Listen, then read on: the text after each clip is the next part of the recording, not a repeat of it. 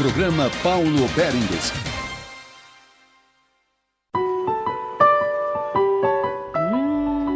Delícias Padaria Delivery. Encomendas 39,95-1010 e o WhatsApp 8294-1010. Goiás Verdade.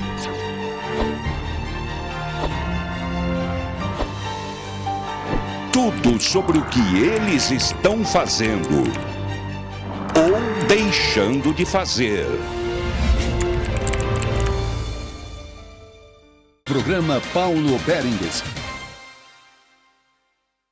Tudo bem? Muito boa noite para você. Nós estamos chegando, como em todos os domingos, para falar sobre as coisas da política.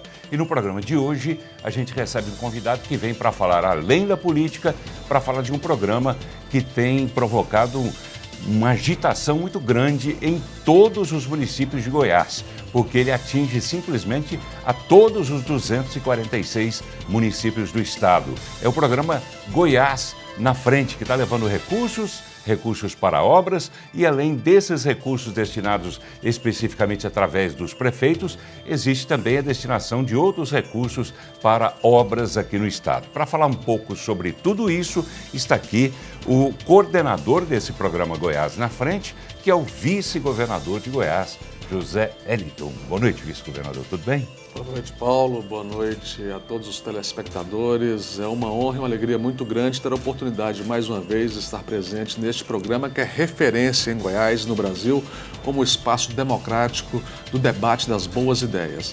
Portanto, é uma alegria ter a oportunidade de debater com o Paulo, com a sociedade que nos assiste hoje, um tema tão relevante para o desenvolvimento do Estado. Muito obrigado pela gentileza, né? E o telespectador não pode participar porque o programa é gravado, mas eu espero fazer as suas vezes, telespectador, na hora de fazer as perguntas para o vice-governador. Espero que eu contemple a sua expectativa, tá bem? A gente vai para um rápido intervalo e já volta.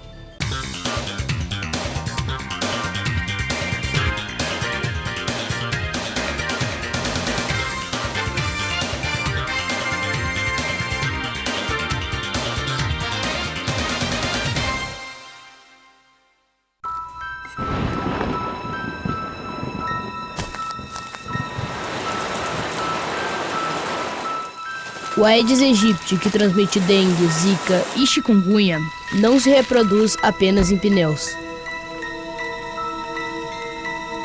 Ele também pode aparecer em lugares onde você menos imagina. É preciso ter cuidado. Afinal, o risco pode ser sério quando se leva o Aedes na brincadeira. Delícias Padaria Delivery. Encomendas 39,95-1010 e o WhatsApp 8294-1010. Goiás Verdade.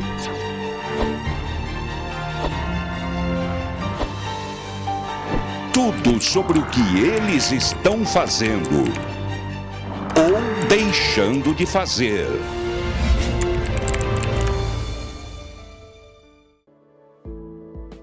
A inclusão da equipe Melhor em Casa junto à odontologia no município de Trindade, no estado de Goiás, surgiu pela necessidade de levar atendimento odontológicos aos pacientes com dificuldade de locomoção até a unidade básica de saúde. A equipe é composta por nutricionistas, fisioterapeutas, enfermeiras, técnicas de enfermagem e agora a equipe da odontologia, o dentista e a auxiliar de saúde bucal.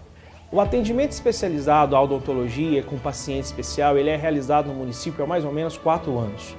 Daí surgiu a necessidade e a importância de levar esse atendimento domiciliar. O atendimento ele é feito emergencial, ele é feito curativo e principalmente na nossa ação preventiva. O John Kennedy chegou na unidade do Califórnia, muito debilitado, ele só tomava mamadeira, tudo era batido na mamadeira e hoje, primeiramente Deus, segundo essa equipe do Dr. Reno, e a saúde, né, lógico, de Trindade, que para mim está em primeiro lugar, ele já pode se alimentar na colher. Isso para mim é uma vitória muito grande, né? E era o meu sonho ter esse atendimento em casa.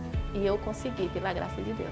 A introdução do Melhor em Casa, juntamente com a odontologia, tem a visão de assessoramento à equipe de estratégia da família. Eles entram como um apoio ao atendimento desses pacientes, feita a identificação pelos agentes comunitários de saúde, feita a triagem pela equipe da enfermagem do Melhor em Casa, tendo assim o acionamento da odontologia dentro do programa.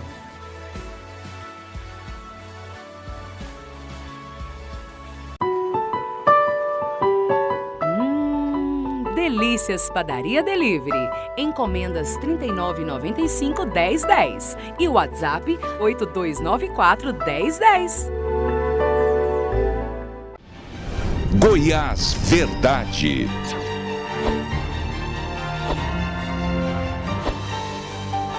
Tudo sobre o que eles estão fazendo ou deixando de fazer.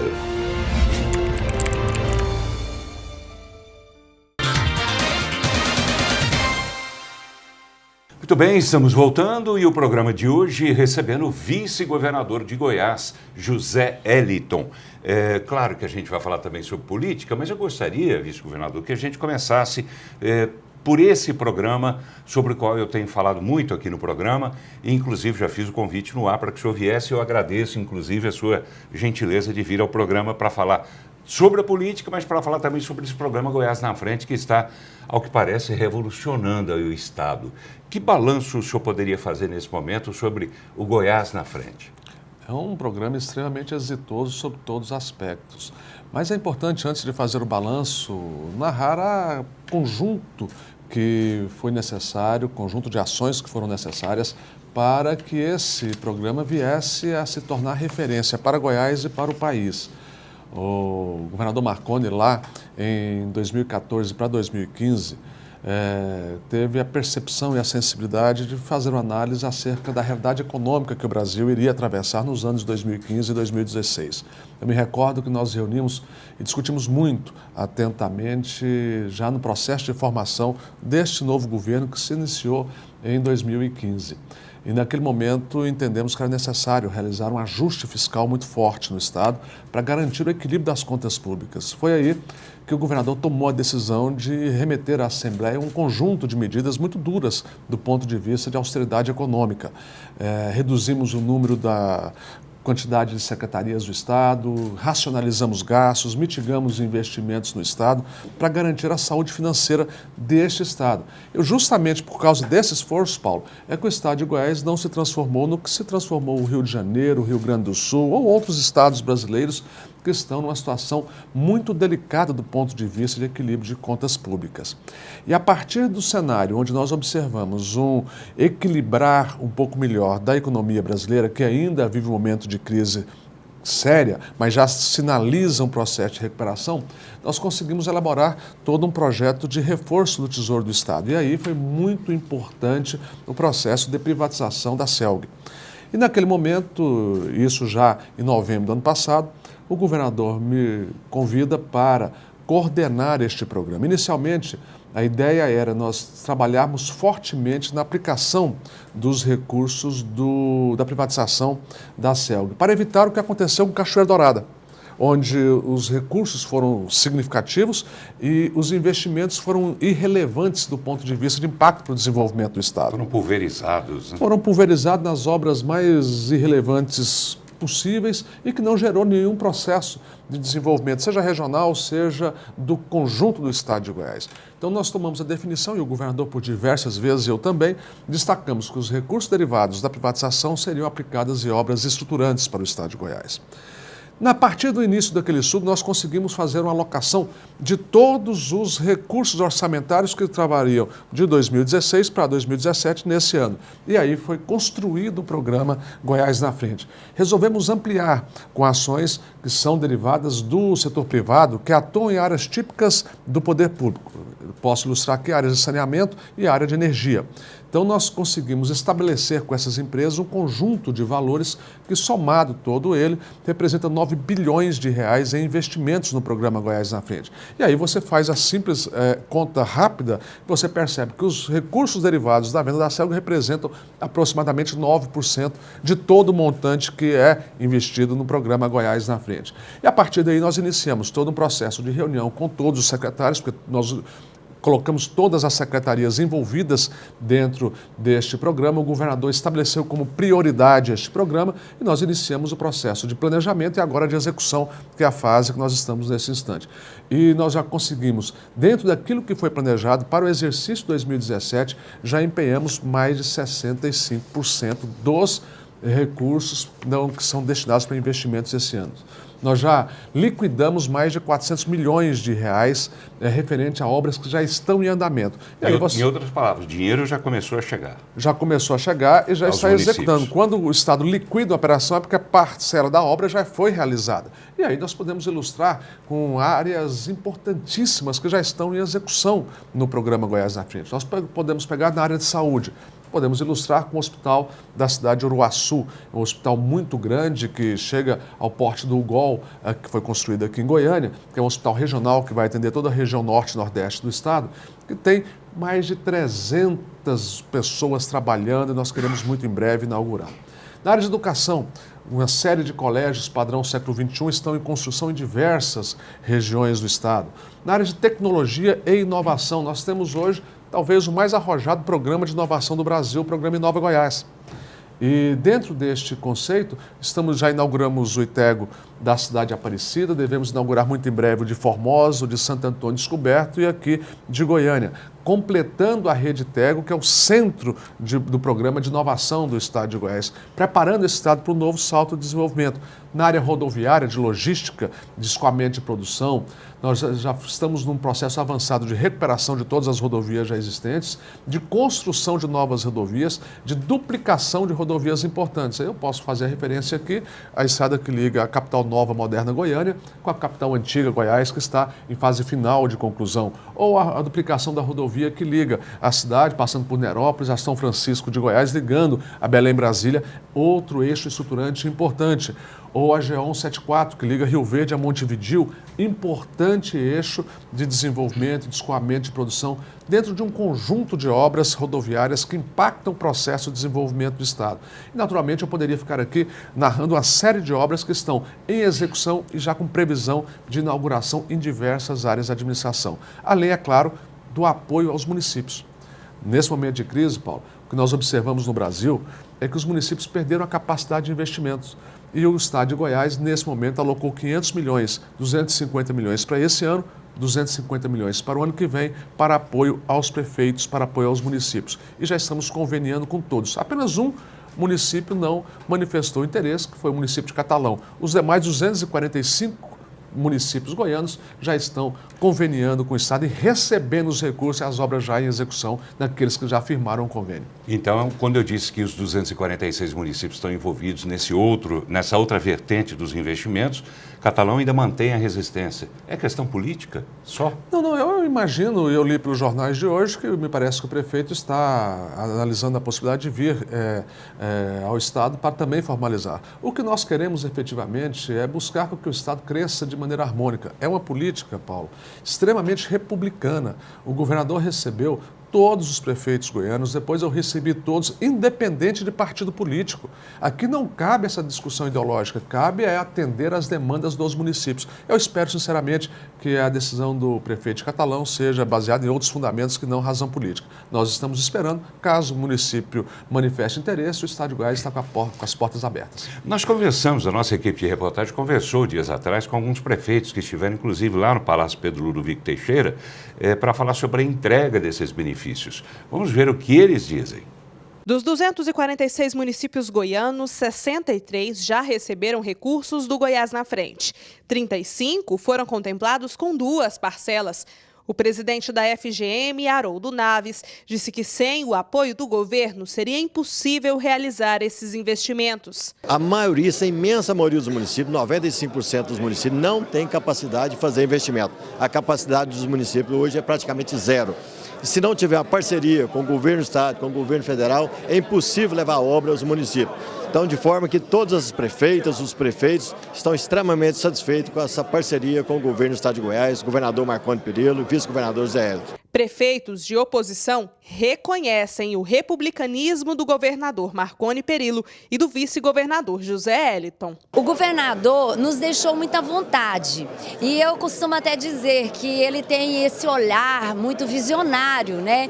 Não olhando as siglas partidárias. Então ele hoje olhou ao interesse mesmo, à necessidade dos municípios. E nós de Doverlândia estamos muito gratos por termos sido contemplados hoje com esse recurso. O governador, mais uma vez, né, demonstrando que é um governador municipalista, republicano, visionário, ele nos permitiu, né, escolher onde é que nós iríamos investir todos esses recursos no município. O governador nos chamou aqui no início da gestão, inclusive até mesmo, antes mesmo da gente tomar posse, nós estivemos com o governador e ele já sinalizava que esse programa seria definido, os investimentos do programa seriam definidos pelas prefeituras. Então nós tivemos toda a liberdade de definirmos o que nós vamos, aonde nós vamos aplicar os recursos do programa Goiás na Frente. Tá aí, né? A fala dos próprios prefeitos, né, dizendo do republicanismo, que, claro, agrada a eles, mas desagrada a uns setores dentro da oposição que entendem que isso, né, faz parte de um jogo político, aquela coisa toda. Isso causou realmente uma ciumeira dentro da oposição, vice-governador? Olha, eu espero sinceramente que não, porque eu penso que o objetivo de todos aqueles que participam de política é construir algo de bom para a sociedade, é buscar atender às demandas dos diversos municípios. E o espírito do governador, o meu espírito, é justamente de dar respostas a essas demandas. Quando nós enxergamos os prefeitos dos mais variados partidos fazerem referências, reconhecendo a grandeza e o republicanismo do programa, isso nos dá alegria e motivação para continuar. É lamentável que alguns possam querer deturpar a finalidade do programa para enxergar ações eleitorais nessa questão. Provavelmente estão querendo medir outros pela régua que eles medem a si mesmos. Então, acho que o que importa, na verdade, para o cidadão que está nos assistindo, é que as obras estão acontecendo, que o dinheiro já está chegando nos municípios. Na hora de logística, o Estado de Goiás se transformou hoje em um dos maiores canteiros de obras do país. O Estado de Goiás virou referência para o Brasil inteiro está olhando para Goiás, Paulo. É impressionante quando nós vamos a Brasília discutir questões de interesse do Estado, governadores, parlamentares que atuam na Câmara dos Deputados ou no Senado Federal nos procuram sempre para indagar como que Goiás está dando conta de dar essa virada na página da crise econômica e já iniciar um ciclo virtuoso de desenvolvimento. Eu falo sempre o seguinte: primeiro, nós temos um líder muito forte, que é o governador Marconi, que tem a responsabilidade e o conhecimento do Estado. Temos a compreensão de que é preciso ter coragem para enfrentar os problemas. E tivemos essa coragem lá atrás, quando tomamos medidas muito duras, que hoje a sociedade reconhece o acerto daquelas medidas. Mas naquele momento, nós somos duramente criticados, inclusive pela oposição, que não queria o bem, queria apenas fazer discussão político-eleitoral. E nós tivemos a firmeza de tomar as medidas e o Estado de Goiás vai se tornando referência para o Brasil. Agora, em que medida a crise pode ser dada como superada aqui em Goiás? A arrecadação, por exemplo, do Estado sofreu uma queda, não é isso, nos últimos dias. Em que medida isso pode, de alguma forma, interferir ou prejudicar até a execução desses programas? Nós temos duas vertentes que nós estamos analisando com muita atenção no que diz respeito às contas públicas. A primeira é relacionada ao custeio da máquina e a segunda é relacionada a investimentos. A conta investimentos, essa nós estamos com tranquilidade, porque já estamos com os recursos alocados para investimentos nas mais variadas áreas do programa Goiás na Frente. São recursos garantidos pelos fundos que são administrados pelo Estado, são recursos garantidos pelo processo de alienação da CELGO, recursos derivados de operação de crédito que fizemos recentemente com a Caixa Econômica Federal na ordem de 600 milhões de reais e recursos definidos para a área essencial de programas de natureza social, como é a Goiás na Frente Habitação. Pois bem, essa vertente das contas públicas nós já estamos com atenção. Estamos olhando com muita firmeza a conta custeio, porque ela, evidentemente, ela tem impacto na arrecadação, com o impacto da arrecadação do Estado. Nós tivemos uma solução de continuidade na linha de crescimento da arrecadação em um período. As últimas informações que o secretário da Fazenda me passou é que nós estamos retomando também a ampliação da arrecadação, o que nos dá um olhar atento para a questão de custeio e uma segurança para continuar. É claro que você precisa ter políticas de austeridade perenes no Estado. porque você tem que garantir a saúde financeira. E nós estamos atentos e, se necessário for, tomaremos as medidas para garantir com que nós continuemos a ser referência no Brasil como um dos poucos estados que não atrasaram a folha de pagamento, que mantém o custeio em dia, que dá conta de honrar com suas obrigações. É esse o nosso objetivo. O governador Marconi Perillo esteve nesta quarta-feira em Brasília, mais uma vez, com o ministro da Fazenda, Henrique Meirelles, e de lá saiu satisfeito com a possibilidade de contrair mais um empréstimo entre 500 milhões e R$1 bilhão do BNDES, que serão destinados a obras exatamente do programa Goiás na Frente.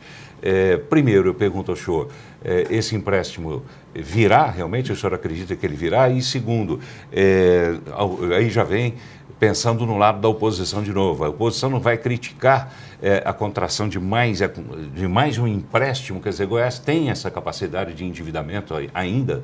Bom, essa operação nós estamos a discutir há alguns meses com o Ministério da Fazenda, com o Banco Central, com o governo federal, no sentido de ampliar as ações de investimento do Estado. Nós já estamos em fase final e, obviamente, quando a oposição vier discutir essa matéria, o simples fato da União conceder o empréstimo já significa que nós temos capacidade de endividamento. Caso contrário, esse empréstimo não viria pelas próprias regras do Tesouro Nacional. Portanto, essa é uma questão elementar para a própria concessão. O Estado de Goiás tem hoje uma agenda econômica importante, referencial, tomamos todas as medidas de ajuste, aquelas inclusive que foram pactuadas com o governo federal.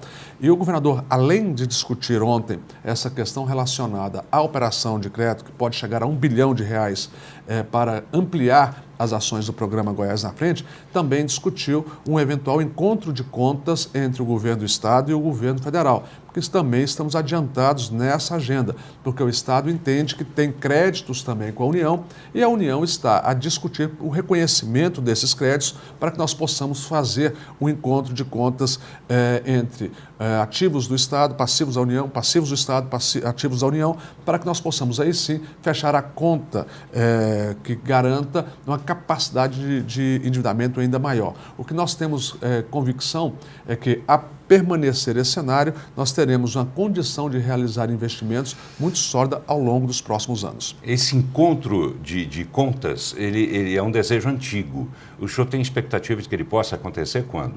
Olha, nós estamos a discutir isso há alguns anos, tem algumas matérias que referem a créditos do Estado que estão em tramitação no Supremo Tribunal Federal, onde chegou na fase final de julgamento por parte daquela Corte Suprema do Brasil. Acho que nós devemos ter um desfecho rápido em relação a essa matéria, mas nós temos também outras matérias que estamos discutindo com a União que diz respeito a créditos que não foram computados. O ministro da Fazenda, Henrique Meirelles, tem tratado essa questão de maneira muito atenta, discutindo com a equipe técnica, buscando encontrar uma solução, que é importante para o Estado de Goiás, mas também é importante para o Brasil, na medida em que vai solucionando pendências antigas envolvendo o Pacto Federativo. O governador Marconi Perillo esteve também em São Paulo, no encontro do Movimento Brasil Competitivo, e disse que o Estado brasileiro foi, palavras dele, frase dele, o Estado brasileiro foi capturado pela burocracia. E ele cita também a questão previdenciária. O que fazer, particularmente no Estado de Goiás e particularmente na questão previdenciária? Bom, nós temos duas agendas. Uma é aquela referente à burocracia nas ações do Estado brasileiro. E comungo perfeitamente com o governador Marconi, tenho reiteradas vezes feito críticas ao modelo que engessa muito a administração pública, o modelo jurídico. Nós temos um equívoco na lei de licitações do Brasil, que ela foi construída, primeiro, num tempo diferente do tempo moderno. Ela não permite agilidade na execução de obras públicas, na contratação de serviços, na oferta de benefícios à população de um modo geral. Então, você tem um cenário de uma série de legislação que ela é específica para a administração pública, que atravanca muito o processo de desenvolvimento das ações. Muitas vezes o governo tem os recursos financeiros, tem discussões orçamentárias sendo executadas, mas tem a morosidade de um processo de contratação de uma obra ou de um serviço. Então, é preciso que o Brasil tenha maturidade para rever todo o arcabouço jurídico que regula as ações administrativas. Por outro lado, nós temos um outro problema que aí não se confunde especificamente com a legislação que evidentemente, amarra as questões da administração pública, mas é uma questão estrutural do ponto de vista de saúde financeira dos estados, dos municípios e da União, que diz respeito ao modelo previdenciário que nós temos hoje no Brasil. É um modelo previdenciário que premia diversos segmentos da sociedade, mas que não está tendo condição de dar uma condição econômica financeira para, no projetar do longo dos anos, garantir que todos os cidadãos terão direitos à percepção de suas aposentadorias. O que ocorre no Brasil é que, a permanecer o cenário, nós vamos ter, com certeza, um colapso na Previdência Nacional e, por consequência, dos estados também, dos municípios. Na medida em que você vai ter um cenário com a longevidade maior das pessoas, você tem uma necessidade de ampliar os benefícios para abranger todos esses que serão beneficiados e você tem uma limitação de tesouro, ou seja, a conta não vai fechar. É por isso que é imperioso que se faça uma reforma e é o que o Congresso Nacional está discutindo hoje. O Brasil precisa, com maturidade, discutir esse tema. Tá bem, a gente vai passar um pouco por Brasília também, mas no próximo bloco, porque eu quero saber a sua avaliação sobre o governo Temer e se ele fica ou não fica, se é bom para o Brasil, se o senhor considera que seja bom para o Brasil ou não a permanência dele à frente da presidência da República. A gente volta já.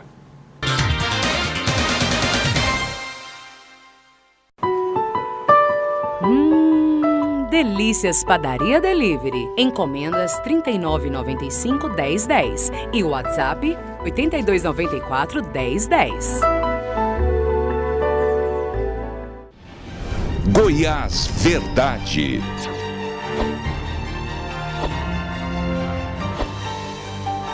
Tudo sobre o que eles estão fazendo ou deixando de fazer.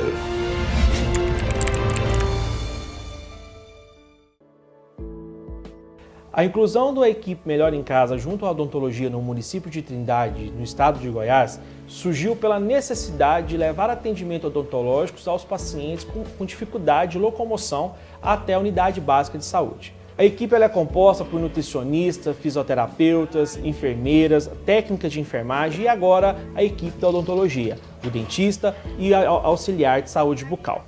O atendimento especializado à odontologia com paciente especial ele é realizado no município há mais ou menos 4 anos. Daí surgiu a necessidade, a importância de levar esse atendimento domiciliar. O atendimento ele é feito emergencial, ele é feito curativo e principalmente na nossa ação preventiva. O John Kennedy chegou na unidade do Califórnia, muito debilitado, ele só tomava mamadeira, tudo era batido na mamadeira e hoje, primeiramente Deus, segundo essa equipe do Dr. Reno, e a saúde, né, lógico, Trindade, que para mim está em primeiro lugar, ele já pode se alimentar na colher. Isso para mim é uma vitória muito grande, né? E era o meu sonho ter esse atendimento em casa. E eu consegui, pela graça de Deus. A introdução do Melhor em Casa, juntamente com a odontologia, tem a visão de assessoramento à equipe de estratégia da família. Eles entram como um apoio ao atendimento desses pacientes, feita a identificação pelos agentes comunitários de saúde, feita a triagem pela equipe da enfermagem do Melhor em Casa, tendo assim o acionamento da odontologia dentro do programa.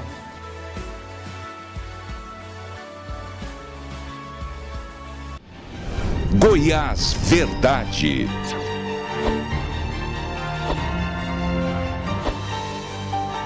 Tudo sobre o que eles estão fazendo ou deixando de fazer.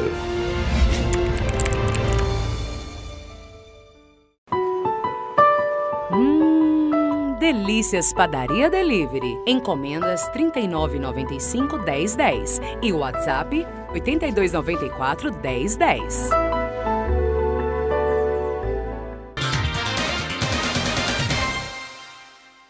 Muito bem, estamos voltando. O programa de hoje recebendo o vice-governador de Goiás, José Eliton. E a partir de agora a gente fala sobre política, começando por Brasília. E como eu perguntei no final do bloco anterior, deixei a pergunta no final do bloco anterior, para seu gosto, é melhor que Michel Temer fique no governo e ele pode ficar realmente? Ele resistirá a mais denúncias? Bom, não é para o meu gosto. Eu acho que o Brasil precisa saber respeitar a Constituição. A Constituição é o elemento fundamental da construção do Estado democrático de direito. O país tem suas regras estabelecidas e nós não podemos virar uma república das circunstâncias. Na medida que o vento bate na folha de bananeira, você vai mudando as regras. Nós temos regras estabelecidas e só existe solução para a crise respeitando a Constituição. Portanto, eu vejo com naturalidade todo o processo que envolve a questão do presidente Temer. Se houver uma decisão parlamentar adequada, você deve ter o encaminhamento conforme previsto na Constituição. Agora, do ponto de vista político, eu vejo que o presidente tem dificuldades na sua base parlamentar hoje, mas ela ainda é sólida, a ponto de ter sido rejeitada a denúncia recentemente apresentada pelo Ministério Público Federal. Mas essa base parlamentar que o senhor disse que é sólida foi conquistada à custa de bom dinheiro, né? São os instrumentos que são previstos na legislação. Na verdade, hoje você tem um cenário onde, no âmbito federal, você tem as emendas impositivas que obrigam o presidente da República a honrar aquelas emendas que são estabelecidas pelos parlamentares. Inclusive, aqui em Goiás, recentemente nós tivemos discussão parecida. Felizmente, a Assembleia entendeu que esse não era o encaminhamento correto neste momento, mas tem todo um cenário que é obedecido pela legislação vigente atual. Portanto, eu acho que essa é uma questão que ela tem um pano de fundo muito mais sério, que é a questão da recuperação econômica do Brasil. Eu acho que o Brasil precisa estar com suas atenções, seu foco voltado para recuperar a economia, gerando um outro ciclo virtuoso no Estado. Você não pode ter mais uma instabilidade política que comprometa o desempenho da economia, porque aí todo prejudicado não será o presidente da República, não serão os senadores ou os parlamentares, serão todos os brasileiros. O que nós precisamos agora é ter em mente que o Brasil precisa retomar o crescimento econômico. E nesse cenário, talvez o mal menor seja a permanência do presidente até a transição para a eleição de 2018. E aí sim a população irá eleger o próximo presidente legitimamente, licitamente, para que esse próximo presidente tenha as condições de realizar as reformas estruturantes que o Brasil precisa.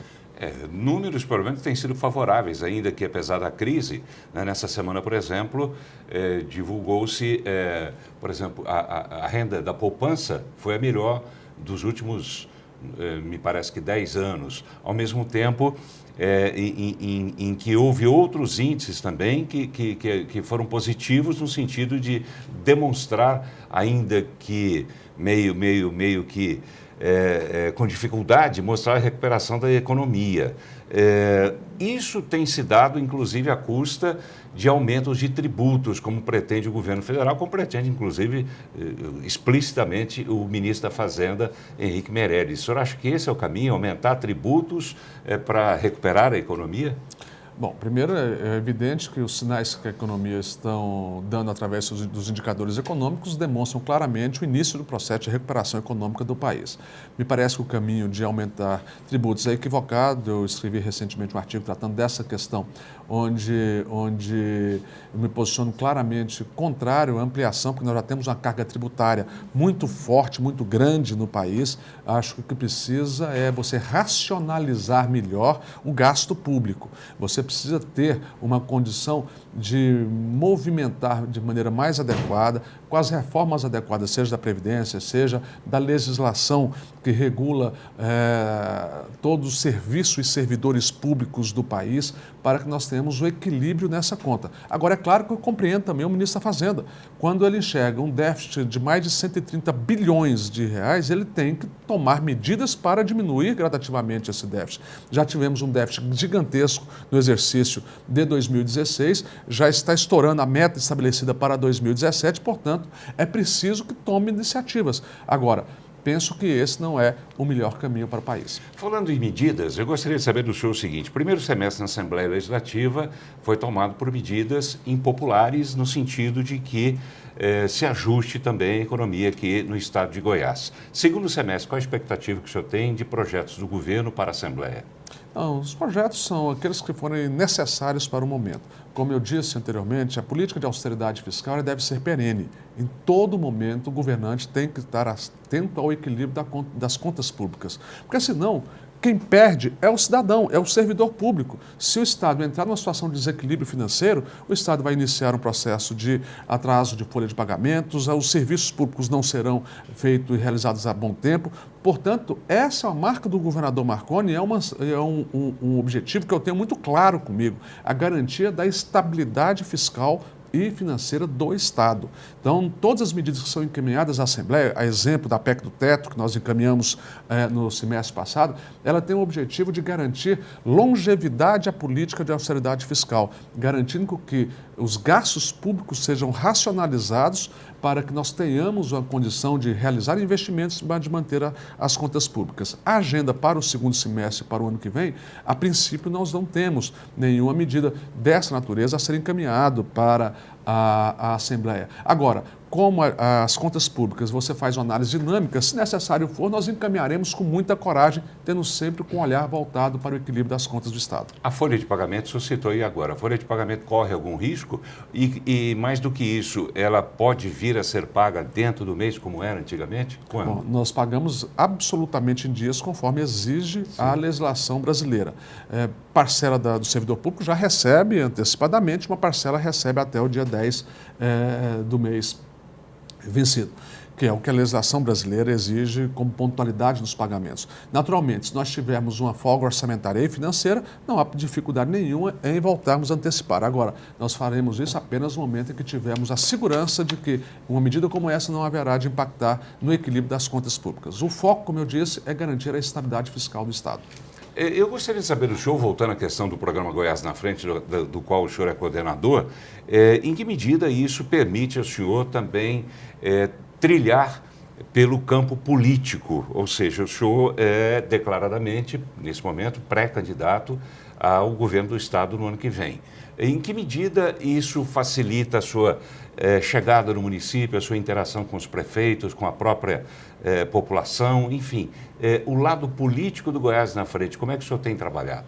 Bom, o Goiás na Frente é um programa de governo que busca realizar ações em todos os municípios, como eu destaquei, os prefeitos que narraram agora há pouco, independentemente de partido político. Ele não tem um viés político eleitoral. Evidentemente, ninguém ignora os impactos políticos de uma agenda tão intensa de investimentos, na medida em que você tem a avaliação de governo atrelada ao senso crítico do cidadão, que observa as ações desse governo e tem impacto na tomada de decisão lá na frente. Porque o que é um processo de eleição? É um processo de conhecimento onde o eleitor, o cidadão, ele vai fazer uma avaliação do governo que está em execução e a partir dessa avaliação ele vai tomar a decisão. A linha que está sendo apresentada é a melhor para o Estado de Goiás, garante o crescimento, mudou a economia, ampliou perspectivas e horizontes para o cidadão ou não? Então, dentro desse contexto, nessa medida, evidentemente, os impactos do programa Goiás na Frente, eles haverão de surtir efeito do ponto de vista político. Agora, não é esta atividade finalística, é sim um ato de gestão e de governança do Estado na área de investimentos. Portanto, eu fico muito tranquilo em discutir essa questão, mesmo porque o foco nosso hoje não é político, partidário, é administrativo e é nisso que nós estamos focados. E no lado político partidário, aí já falando com o pré-candidato, como é que o senhor tem trabalhado a sua pré-candidatura? Bom, nós temos discutido muito intensamente, primeiro no âmbito do PSDB, o partido ao qual estou filiado, nós já temos um consenso muito grande, alguns partidos políticos já manifestaram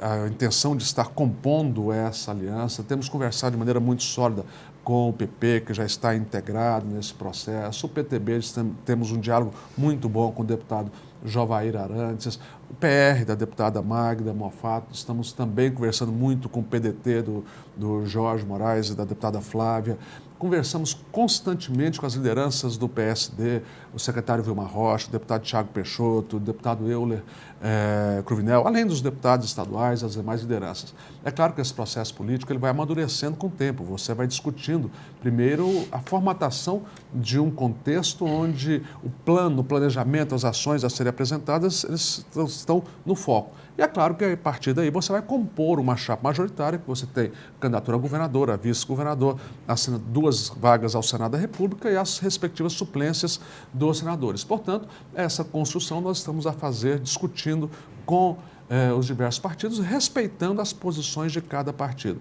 Você não impõe uma candidatura, você constrói uma candidatura. O senhor fez referência a vários partidos, não citou entre eles o PSB da senadora Lúcia Vânia. Por quê? Não, o PSB também. Eu recentemente estive com o deputado Marcos Abrão do PPS, conversando com ele, já tive o diálogo com a senadora Lúcia Vânia e sempre buscarei dialogar, porque acho que ela também é uma parlamentar que atua muito em favor do Estado de Goiás e nós vamos buscar sempre o entendimento com todas essas forças políticas. políticas. 2 semanas atrás, ela esteve nessa mesma cadeira em que o senhor está hoje e, respondendo a pergunta que eu fiz sobre a sua candidatura, ela disse que a sua candidatura, ela considera que nesse momento não esteja consolidada. Como é que o senhor recebe isso? Eu acho que é natural e correta a afirmação dela mesmo, porque a consolidação de qualquer candidatura se dará no momento da convenção e do registro da candidatura. Acho que até lá nós estamos a construir, a conversar, a dialogar com todas as forças políticas, não só da base, da oposição também. Buscamos ampliar. Recentemente, o Solidariedade, que estava na oposição, já se incorporou ao projeto de governo, ocupa espaço no governo. Estamos dialogando muito com o ex-deputado Armando Vigílio e com o deputado Lucas Vigílio na construção desse projeto. Então, acho que a sinalização é justamente essa construção, ter a capacidade de dialogar. Eu não consigo compreender políticas ou políticos que são radicais, que não conseguem sentar à mesa, que não conseguem discutir ideias, não nomes, não indivíduos. E é dentro desse contexto, é dentro dessa perspectiva que eu atuo na política, para construir, e estarei sempre conversando e dialogando para construir uma base cada vez mais sólida. Para convencer Lúcia Vânia, naturalmente ela vai querer ter espaço dentro da chapa majoritária como candidata à reeleição ao Senado. O senhor acha que isso é possível? Olha, eu acho que toda discussão é possível, você tem que construir. Agora, você tem uma série de ambições, de pretensões dos diversos partidos. O PP tem o nome do senador Wilder, o PSD tem o nome do secretário Vilmar Rocha, o PSB tem a senadora Lúcia Vânia, tem o ex-prefeito Wanderlan Cardoso também, que sinaliza uma possibilidade de disputar a eleição no ano que vem. O PTB tem o nome do deputado Jovair Arantes, o nome agora não sei se terá condições jurídicas ou não de concorrer, do ex-senador Demóstenes, do deputado Henrique Arantes, dentre tantos nomes qualificados que nós temos dentro desse cenário. Por isso que é importante você ter a capacidade de dialogar, de construir e não de impor. E é isso que nós estamos fazendo. Estamos dialogando, construindo, levando a bom termo as ideias, os projetos. Nós vamos fazer isso até o momento adequado, que é o momento das convenções. Eu fiz uma pergunta também à senadora Lúcia Vânia sobre como seria o comportamento dela caso ela ficasse fora dessa composição da chapa majoritária. Perguntei, a senhora vai reagir como reagiu em 2002, quando ela bateu a mão na mesa, isso eu disse, isso aqui é ela, quando ela bateu a mão na mesa e foi escolhida numa disputa com Henrique Meirelles. Ela disse que não, que agora está tudo tranquilo, eu ainda brinquei com ela. Falei, agora em 2018 virá Lucinha, paz e amor. Falou, sim, não vou brigar com ninguém. O senhor acredita nisso, que Lúcia Vânia não vai bater o pé, não vai bater a mão para conseguir essa indicação dentro da base? Olha, eu acredito, eu acho que a senadora Lúcia Vânia é uma mulher experiente, uma pessoa que tem uma vida pública notável no estado de Goiás, tem a compreensão que a discussão política ela envolve vários aspectos, todos nós temos um projeto comum que é o bem do estado de Goiás. É dentro dessa vertente que nós haveremos de construir toda a plataforma que será apresentada à população no ano que vem. Eu espero, sinceramente, que a Lúcia esteja conosco dentro desse projeto. Tá bem, eu vou continuar perguntando ao senhor sobre a questão política local, mas logo depois do intervalo. A gente volta já.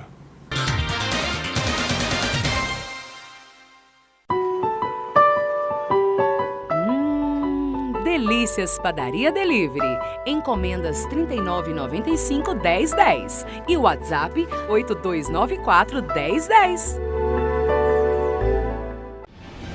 Goiás Verdade.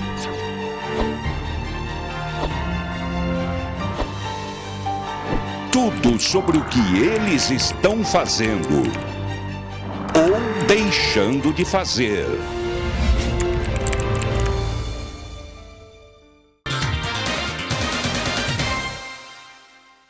Muito bem, estamos voltando ao programa de hoje, recebendo o vice-governador José Eliton. Ainda falando sobre política, dias atrás o governador Marconi Perillo esteve mais uma vez, ele tem estado com muita frequência na cidade de Aparecida, e dessa vez ele fez um discurso em que disse que poderia lá na frente haver um encontro entre os grupos políticos, né, do PSDB e de Maguito Vilela e Daniel Vilela. Procede isso? Que possibilidade haveria nesse sentido? E isso incomoda o senhor? É absoluto, eu estava nesse evento, fiz um discurso na mesma linha, destacando a convergência de pensamento entre o que foi exposto recentemente pelo ex-prefeito e ex-governador Maguito, naquilo que diz respeito ao combate daquela prática política de ódio, de raiva, de rancor, de xingamento, que é a política atrasada, que somente aqueles que são meio coronéis que gostam de fazer esse tipo de política que vive no passado. E naquele momento nós destacamos justamente alguns pontos de convergência entre o que pensamos e o que o Maguito Vilela defende. Dentro desse cenário, do ponto de vista político, eu acho que essa matéria nunca foi abordada de maneira objetiva. Eu nunca conversei nem com o Maguito, nem com o Daniel, o governador, da mesma forma, sobre uma aliança política. O que nós temos por prática, e voltando àquilo que eu disse na resposta anterior, é ter a capacidade de dialogar com todos. Eu, particularmente, ficaria muito feliz em ver o Maguito, ver o Daniel junto conosco neste projeto de estruturação, de fazer com que o Goiás avance cada vez mais, se torne referencial político. Portanto, eu acho que isso é ter a capacidade de diálogo. Isso não significa que nós estaremos marchando juntos, mas sim respeitando um ao outro nas suas respectivas posições. Eu acho que o futuro vai deixar isso muito claro. O senhor ficaria feliz se Maguito e Daniel apoiassem a sua candidatura? Certamente. Mas e se fosse o contrário? Se Maguito e Daniel quisessem entrar no grupo do PSDB, no grupo do governador, no seu grupo, para ocupar o seu lugar? Olha, eu acho que tudo isso faz parte de um diálogo, de uma conversa, de uma busca de entendimento. Eu acho que essa construção política ela não pode ser feita com radicalismo, com olhar apenas e tão só para o indivíduo.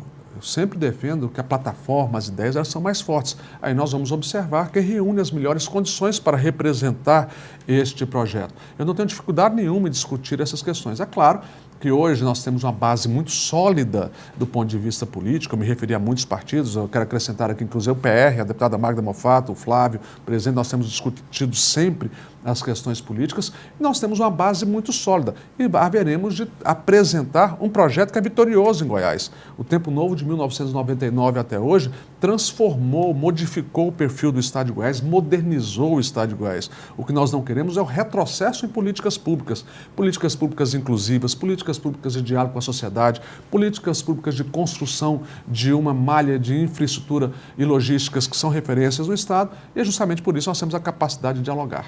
Haveria um jogo por trás disso, por parte pelo menos de Maguito e Daniel, no sentido de sinalizar para um apoio ou uma entrada na base do governador Marconi Perillo, tendo em vista o fato de que o PMDB, parte do PMDB, não engole os Vilela e pretende apoiar a candidatura de Ronaldo Caiado. Seria um jogo de cena apenas? Olha, ele está mandando uma mensagem muito mais para o seu partido do que para nós. Nós já temos uma capacidade de diálogo com ele, sou amigo do prefeito Gustavo Mendanha, tenho uma ótima relação com ele também, nós temos a capacidade de dialogar. É claro que ao sinalizar isso, essa política republicana, ele está também mandando sinais para dentro do seu próprio partido. Falando em sinais, Caiado tem aumentado o tom dos discursos dele, discursos realmente políticos, inclusive eu estou dizendo isso, porque eu vi o discurso que ele fez no dia do aniversário, por exemplo, da cidade de Rio Verde. Quer dizer, foi um discurso com conotação claramente política. Ele tem elevado o tom das críticas contra o governo e contra o senhor, naturalmente. Como é que o senhor vê isso? Eu vejo como um ato de desespero. Ele está observando o avançar do governo, avançar nas suas ações, na execução do seu plano de governo, atendendo às demandas da sociedade, e ele não consegue conviver com aqueles que pensam diferente. Ele tem que partir não para uma política de debate ou para uma discussão do campo das ideias, apontando de maneira equilibrada os eventuais equívocos ou os eventuais acertos. Para ele, a política se resume a xingar, a agredir, a criticar, a vir com uma política de ódio e rancor. Você percebe no próprio tom do discurso dele um desequilíbrio absoluto. Acho que esse não é o melhor encaminhamento político. É justamente por isso que eu fiz a questão de, no discurso lá em Aparecida que você fez referência, comungar no mesmo pensamento do ex-governador Maguito. Acho que política não se faz dessa forma mais. Imagina só, ficar com chamando... xingamentos, né, senhores disseram. Imagina ficar chamando os outros para brigar lá fora. Isso parece coisa do jardim de infância, ou então daqueles tempos dos coronéis lá da metade do século passado. Goiás não merece isso. Mas Caiado está aí, está colocado. Que chances o senhor vê de que ele venha a ter o apoio do PMDB? Eu já fazendo pergunta ao senhor para que o senhor veja o cenário do outro lado, da oposição. Bom, pelo que eu tenho visto e ouvido, o PMDB tem uma pré-candidatura posta, a do deputado Daniel Vilela. Eu, particularmente, respeito a todos, como eu disse aqui anteriormente. Acho que é preciso respeitar o PMDB, é preciso respeitar aqueles que são líderes dentro do partido. Nós buscamos o diálogo com eles, mas isso não significa que nós queiramos fazer cooptação deles. É preciso você ter respeito. Eu acho que, até onde eu sei, o PMDB tem uma candidatura posta do deputado federal Daniel Vilela. O senhor indo à disputa, qual das duas candidaturas seria mais difícil de combater? A de Daniel, que é um jovem, né, e ainda não tem certos ranços na política, embora seja filho de um político já tradicional, ou de Caiado? Aí eu vou na linguagem do futebol. Quem quer ser campeão não precisa escolher adversário. Venha quem vier. O senhor está preparado para isso? Venha quem vier. Um debate, por exemplo? Porque nós temos ideias a apresentar, nós temos ações a apresentar, nós temos um legado a mostrar ao Estado de Goiás. O legado do Tempo Novo, a história do governador Marconi, a transformação desse Estado. Nós temos propostas a apresentar. Aqueles que se resumem a xingar, agredir, quando você espreme, não sobra nada de concreto. Não tem nada de efetivamente construtivo em favor de Goiás ou dos goianos. Então nós temos a apresentar uma plataforma muito grande de realizações e de ações que queremos fazer para frente. Sim, é importante o projeto, olhar para frente também. Claro. Mas o senhor estaria preparado para um debate com o Caiado? O senhor foi indicado, não custa lembrar para o telespectador que eventualmente, né, seja novo aqui em Goiás ou que não costume acompanhar a política, o senhor foi indicado como vice de Marconi pelo Caiado. Não é isso? Eu fui indicado pelos Democratas. Democratas? Numa convenção. Quem é o Democratas? Numa convenção que foram manifestados todos os parlamentares, os membros do partido. Naquele momento é bom lembrar que ao final daquela eleição de 2010 nós elegemos e reelegemos um senador da República, 2 deputados federais, 3 deputados estaduais. O que sobrou no Democratas hoje? Além do vice-governador que foi eleito naquele momento. O que sobrou no Democratas hoje? Pois é, quem é o Democratas? Será que todo mundo estava errado naquele momento? Todos aqueles foram indicados por quem? Então, eu acho que o partido era muito maior, é um partido grande, que saiu daquela eleição grande e que hoje virou um partido inexpressivo no estado de Goiás. Se isolou? O senhor diria que Caiado se isolou? Basta verificar o que sobrou no Democratas. O que será de Caiado? Essa resposta não tem como dar. Cabe a ele construir o seu futuro. O senhor conhece bem Caiado ou não conhece? O senhor foi advogado, inclusive, eleitoral dele? Foi advogado dele. Respeito também as posições dele. Não acho que ele é apenas um homem raso em determinadas situações, não. Ele tem a sua trajetória, o seu papel, que deve ser respeitado. Agora, divirjo com ele da forma de tratar as questões importantes do Estado de Goiás e, num prato muito raso, querer abordar as questões de relevo para a construção de um Estado melhor. O senhor indo para um debate, o que é que o senhor apresentaria de novo, além, fora disso tudo que já tem sido feito, como o programa Goiás na Frente, por exemplo, e outras realizações, como o senhor disse, do chamado Tempo Novo? Qual seria a sua bandeira, o seu mote? Bom, nós estamos já trabalhando na construção do projeto que queremos apresentar à sociedade para o governo de 2019 a 2022. Nós temos 2 focos definidos de perspectivas para frente, para os novos horizontes. Entendemos que, do ponto de vista logístico, o Estado de Goiás está preparado para um novo salto de desenvolvimento. Vamos focar na inclusão do Estado de Goiás como um dos estados mais relevantes do ponto de vista de inovação e tecnologia. Nenhuma nação, nenhum estado tem perspectivas de desenvolvimento em médio e longo prazo se não tiver uma plataforma de qualificação pessoal muito grande.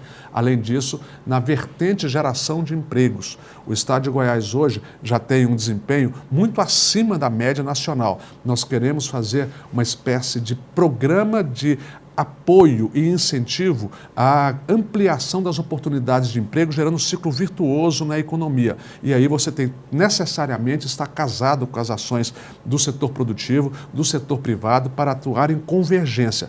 Nós estamos já construindo toda uma plataforma a partir desses 2 eixos que nós entendemos que são muito importantes, porque você colocou muito bem, nós vamos mostrar o nosso legado, mostrar as realizações, mas o cidadão quer ver quais são as suas propostas, os projetos para o amanhã. Então nós já estamos internamente a debater, porque a sociedade é dinâmica, as demandas que ocorriam há 10 anos não são as mesmas demandas de hoje, que não serão as mesmas demandas daqui a 10 anos. Então você precisa acompanhar essa dinâmica da sociedade. E é dentro dessa perspectiva é que nós queremos pautar uma agenda política. Ainda sobre essa pretensão do senhor, sobre esse plano de governo, quem está cuidando desse plano de governo é Giuseppe Vec? Não, Giuseppe ele é deputado, naturalmente, até hoje candidato à reeleição, então ele está focado na sua agenda no Congresso Nacional. Nós temos já uma equipe que está trabalhando conosco, que está discutindo essas questões, e num cenário muito embrionário ainda, e que nós vamos, a partir deste segundo semestre e primeiro semestre do ano que vem, ampliar, a partir também de encontros que nós vamos fazer com as bases para discutir políticas de desenvolvimento regional também. Cada região do estado tem suas especificidades, políticas do ponto de vista de investimentos em atração de novos investimentos para o estado de Goiás, as questões relacionadas à política tributária do estado de Goiás, a política de incentivo, que nós temos uma decisão já estabelecida pelo Congresso Nacional e convalidada os incentivos fiscais, mas nós temos que preparar esse estado para os anos vindouros. Então tem todo um cenário que está sendo trabalhado. Tá, temos apenas 2 minutos, mas para encerrar, gostaria de falar do seguinte assunto. O governador Marconi Perillo, se é que existia dúvida, deixou tudo claro dias atrás, quando ele disse que vai se desincompatibilizar para concorrer, provavelmente, ao Senado. Seria isso? Bom, o governador disse que ainda não definiu o projeto político, ele já definiu que irá se desincompatibilizar do governo dentro do prazo legal.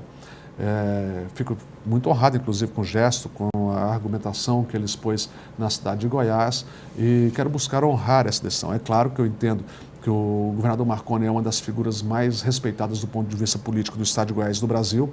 Ele tem hoje as credenciais para disputar uma eleição, seja no âmbito do estado de Goiás, uma eleição para Senado, seja uma eleição nacional, e nós vamos aguardar essa movimentação política para que ele possa ter a paciência, para ter o tempo adequado para definir o seu projeto. O que nós queremos, naturalmente, é que ele esteja compondo a nossa chapa ou então disputando a presidência da República. E aí o senhor, evidentemente, assume o governo do Estado. O senhor já assumiu quantas vezes o governo do Estado?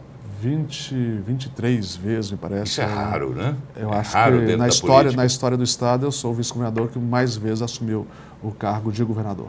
Tá bem. José Eliton, vice-governador de Goiás, por enquanto. No ano que vem ele será governador, coordenador do programa Goiás na Frente. Foi um prazer recebê-lo. Obrigado por ter vindo. Muito obrigado, Paulo. Muito obrigado a todos os telespectadores que nos assistiram. E é sempre bom ter um bom bate-papo, uma troca de ideias, e o cidadão que está em casa faz sua avaliação crítica acerca de todos os posicionamentos aqui expostos. Verdade. Obrigado mais uma vez. Obrigado a você, telespectador, pela companhia. Uma boa noite para você e até a semana que vem.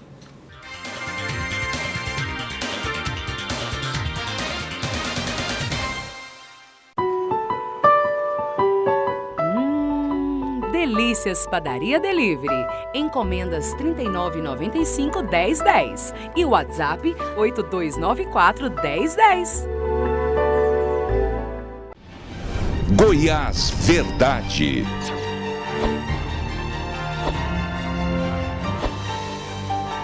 Tudo sobre o que eles estão fazendo ou deixando de fazer.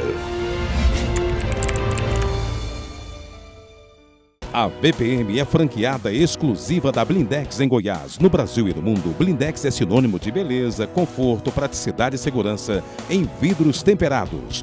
Toda a fabricação segue os rigorosos padrões e o controle de qualidade exigidos pela Blindex mundialmente. Um processo exclusivo e totalmente automatizado que garantiu à VPM a conquista da ISO 9001. Exija o selo vermelho e a marca de um legítimo Blindex cravados no seu vidro. Você merece. A Blind Lux traduz o sonho de morar bem em cada detalhe das persianas e cortinas que fabrica. Do rústico ao refinado, do básico ao sofisticado. A Blind Lux dá asas à sua imaginação para que você possa imprimir seu estilo em cada canto da sua casa ou escritório. Blind Lux, cores, formas e texturas únicas, criando uma atmosfera perfeita para os melhores momentos da sua vida. Programa Paulo Berengues.